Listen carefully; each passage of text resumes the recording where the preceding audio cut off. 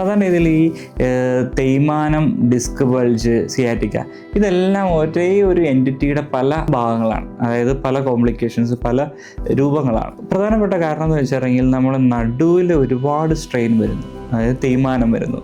പ്രായം ചെല്ലുന്തോറും നമ്മുടെ ജോലിയായിട്ട് സംബന്ധവും നമ്മൾക്ക് ഒരുപാട് കുനിഞ്ഞ് വെയിറ്റ് എടുക്കുന്ന അങ്ങനത്തെ കാര്യങ്ങൾ വരുമ്പോൾ നട്ടിൽ കശേരുക്കളുണ്ട്. കശേരുക്കളുടെ ഇടയിൽ ഡിസ്ക് ഉണ്ട്. ഡിസ്ക് എന്ന് പറയുന്നത് നമ്മളൊരു സെമി സോൾഡ് ആയിട്ടൊരു കണ്ടന്റ്, അതിന് ചുറ്റും ഒരു ആവരണമുണ്ട്. അപ്പോൾ അതിൻ്റെ മെയിൻ ഫങ്ഷൻ എന്ന് വെച്ചാൽ ഷോക്ക് അബ്സോർബിംഗ് ആണ്. അപ്പോൾ കശേരുക്കൾക്ക് ഒരുപാട് അതിന് തേയ്മാനം വരുമ്പോൾ ആ ഇടയിലുള്ള ഡിസ്ക് വിയർ ആൻഡ് ടിയർ വന്ന് അതിൻ്റെ ഉള്ളിൽ ആവരണം പൊട്ടുന്നു.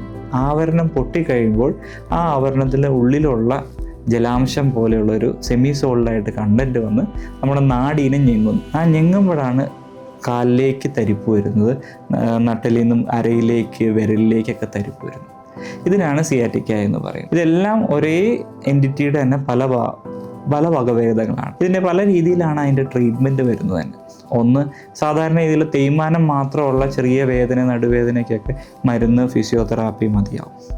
ഡിസ്ക് ബൾജ് എന്ന് പറയുന്നതിനും ചിലപ്പോൾ ചെറിയ രീതിയിലുള്ള ഡിസ്ക് നാടിനെ ചെറുതായിട്ട് ഞെങ്ങുന്നുള്ളതെങ്കിലും ഫിസിയോതെറാപ്പിയും മരുന്നുകളും മതിയാവും. പക്ഷേ ഈ ഡിസ്ക് ബൾജ് ചെയ്ത് നാടീനെ ഞെങ്ങിയിരിക്കുക, നാടീന് തടസ്സം ഉണ്ടാക്കുക, കാലിലേക്ക് മരവിപ്പ്, ബലക്കുറവായിട്ട് ഗുരുതരമായിട്ട് വരുമ്പോൾ ഫിസിയോതെറാപ്പിയിലും മരുന്നിലും ഒന്നും മാറ്റം വരുന്നില്ല എങ്കിൽ കീഹോൾ സർജറിയിലൂടെ ഡിസ്കെക്ടമിയാണ് അതിൻ്റെ ട്രീറ്റ്മെൻറ്റായിട്ട് വരും.